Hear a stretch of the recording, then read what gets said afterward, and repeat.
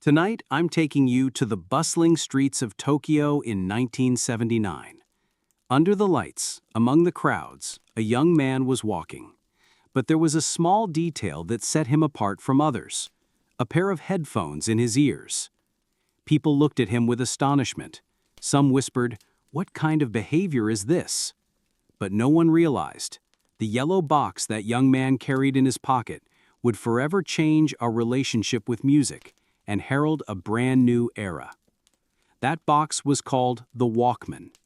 If you've ever put a cassette into a Walkman and pressed the play button at least once in your life, don't forget to leave a like on this video, because what I'm about to tell you will be the story not just of a device, but of an entire culture. The idea of carrying music with us, which seems so ordinary to us today, was born that very night. And this was the story of melodies accompanying billions of people on their solitary walks, headphones secretly shared during train journeys, and even the birth of a new culture. In the dimly lit conference room of Sony headquarters in 1978 Tokyo, an idea that would change the course of history was germinating. The company's legendary founder, 57-year-old Akio Morita, still carried the curiosity of a young student in his eyes. In his hand was a professional cassette recorder, TCD5, heavy, bulky, but with perfect sound quality.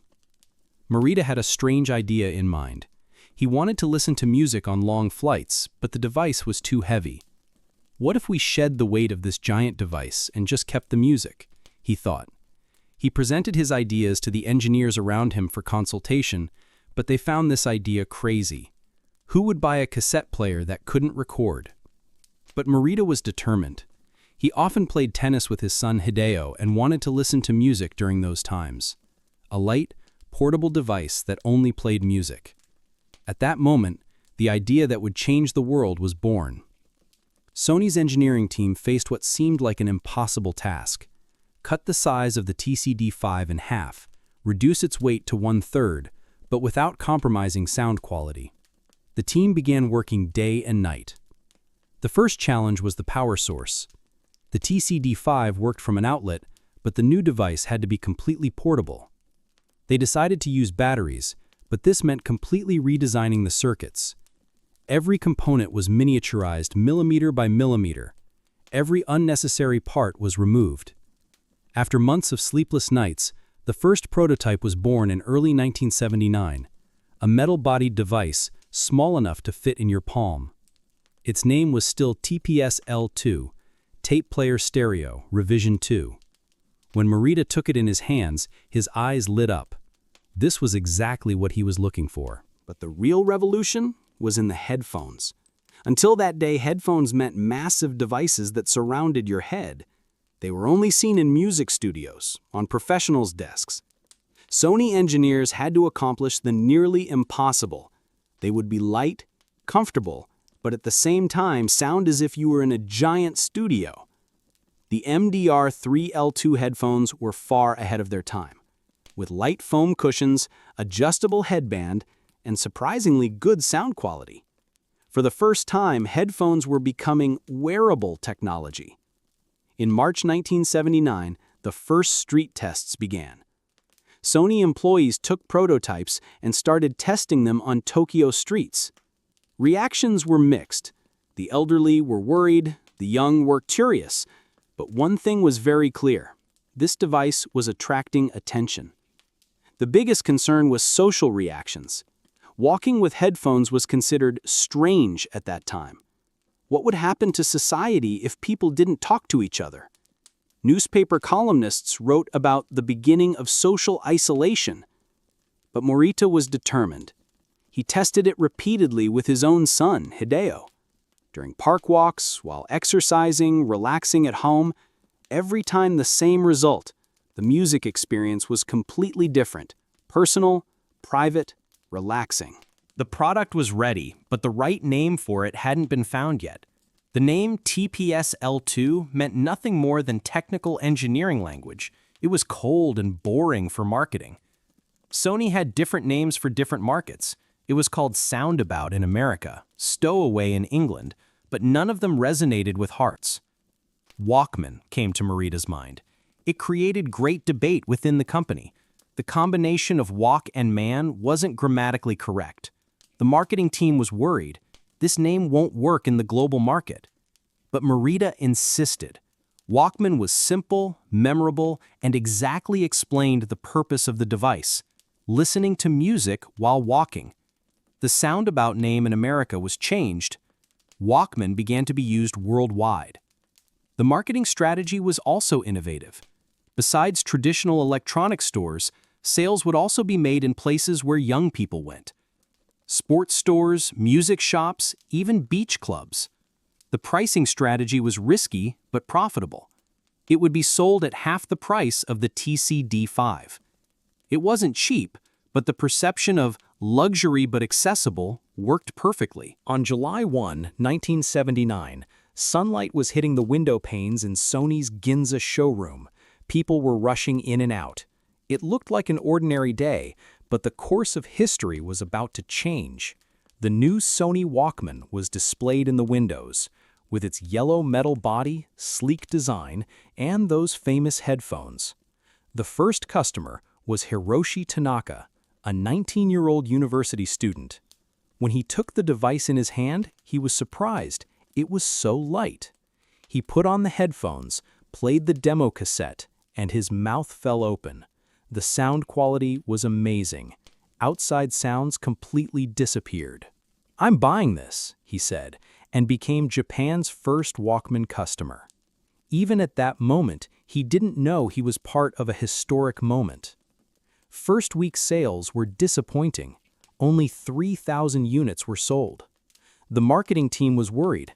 Maybe people weren't ready for this. But Morita was patient. "We're creating a new category," he said. "It will take time for people to get used to this." The real turning point came in the second month. Using Walkman among young people in Tokyo began to become trendy. Young people with headphones were starting to look normal. In August 1979, Walkman crossed borders. It appeared in American stores under the name Soundabout, but reactions were mixed. Some were fascinated, some were puzzled. At that time in America, music was shared loudly. Boomboxes filled the streets. Listening to music silently with headphones was considered somewhat antisocial. But the younger generation thought differently. The Walkman craze began on university campuses. Students could listen to music while going to classes, relaxing on the grass. They could even study with music in libraries. In December 1979, it stepped onto the European scene, initially introduced as Stowaway in England, but in 1980 the name universally became Walkman. Headphones were increasing on the streets of London and Paris. In London, in Paris, young people were now walking around with headphones. In 1980, sales exploded. Sony was shocked. It had fallen far below demand forecasts. The biggest surprise was the demographic distribution. Not only young people, but professionals in their 30s and 40s were also buying it. While commuting by train, traveling on planes, exercising, Walkman was beginning to enter every area of life. By 1981, Walkman had become not just a product, but a cultural phenomenon. A new form of social behavior called the Walkman effect had emerged. People could create personal sound worlds for the first time. Social debates had also begun. Sociologists were worried. People were cutting off communication with each other. Family therapists talked about technological isolation syndrome. Some cities even banned driving with headphones. But there were also positive effects. For the visually impaired, Walkman was revolutionary. They could comfortably listen to audiobooks. Elderly people felt young while listening to classical music. Athletes trained with motivational music. The music industry was also changing. Cassette sales increased. Music listening habits changed. Now people listen to music individually, whenever they wanted. Radio programmers were in panic. Would no one listen to radio? In 1982, a revolutionary innovation came. No more flipping the cassette. Music flowed without stopping. Walkman finally offered a truly effortless experience. In 1983, another revolution came. Sony WM-20. A Walkman smaller than cassette size. Viewers were amazed. How is this possible? They said. Sony engineers had placed the cassette vertically instead of horizontally. Result? Pocket-sized Walkman. This model became especially popular among women. It fit in small bags and looked stylish. The marketing strategy also changed. Now Walkman wasn't just a technology product, but a fashion accessory. In 1984, models that could record in stereo came out. Now they could make their own cassettes from concerts and radio. In 1985, Solar Walkman was released, the first portable music player running on solar energy. Color options multiplied. Yellow, red, blue, even black models. Designs appealing to people of all ages. Sports models, waterproof versions, special models for professional DJs. The craziest model came in 1987, Budokan, a mix of boombox and Walkman, both personal and social listening. If you put on headphones, it's private. If you take them off, music from speakers. It was the first example of a hybrid concept. Sony's success put competitors on alert. Panasonic entered the scene with the RQ series. Toshiba entered the race with models bearing the name Walkie. Aiwa challenged Sony on sound quality. Each new model went one step further. But the most dangerous competitors were cheap knockoff manufacturers. Copies from Hong Kong and Taiwan quickly flooded the world. The name Walkman was so popular that all portable cassette players began to be called Walkman. Sony started a legal battle. It tried to protect the Walkman trademark, but lost in some countries.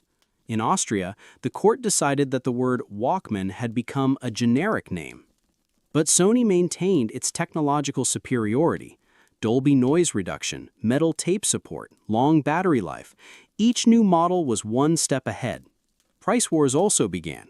When competitors released cheaper models, Sony also produced entry-level models. The 1990s were stormy years for Walkman. As compact disc technology rapidly spread, cassettes began to become obsolete. Walkman's throne was shaking. Sony had become its own competitor. The Discman series was shaking Walkman's throne. The first reaction was resistance. Sony continued to develop the cassette. It tried to adapt digital audio tape technology to Walkman, but DAT was too expensive and cassette-quality music wasn't available. The first Discman had come out in 1984. It was heavy and expensive. By the 1990s, Discmans had become light, cheap, and reliable. The younger generation now wanted CD-quality music. Walkman sales peaked in 1990, 22 million units annually. After that, decline began. 15 million in 1995, down to 5 million units in 2000.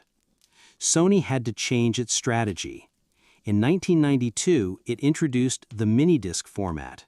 It could both record like a cassette and give CD-quality sound. But it was too late. When Apple introduced the iPod in 2001, a new era of portable music began. Sony was shocked. It had lost leadership in the portable music market, which was its own invention. What was ironic was this. iPod technology wasn't fundamentally different from Walkman. There was still personal music experience, still headphones, still portability. But digital storage and intuitive interface had changed everything. In 2010, Sony produced its last cassette Walkman. A 31-year period had ended. A total of 400 million Walkmans had been sold, one of the most successful consumer electronics products in technology history. But Walkman's legacy continues. Spotify, Apple Music, AirPods, they're all heirs to that yellow box.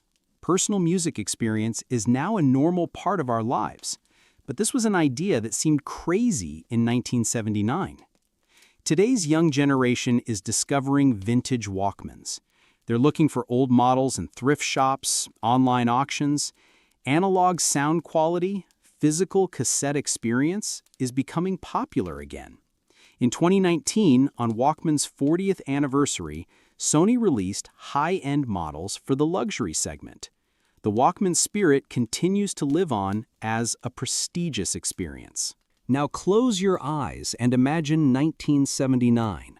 On Tokyo streets, that young man carrying his yellow Walkman with headphones, experiencing his music in his own world for the first time. The behavior called antisocial at that time is now a normal part of our lives. Akio Morida's crazy idea didn't just create a device, it gave birth to a culture, a way of life. It laid the foundations of the personal technology age, the ancestor of the digital music ecosystem stretching from iPod to AirPods, from Spotify to YouTube Music. Perhaps Walkman's greatest legacy is this, showing that technology can be humane. Personal experience instead of giant stereo systems, individuality instead of sharing, private instead of social. That yellow box showed us that technology shouldn't just be more powerful or faster. Sometimes being more personal is enough. Sometimes revolution comes from making things smaller, not bigger. Walkman continues to be the silent conductor of modern life's personal soundtracks.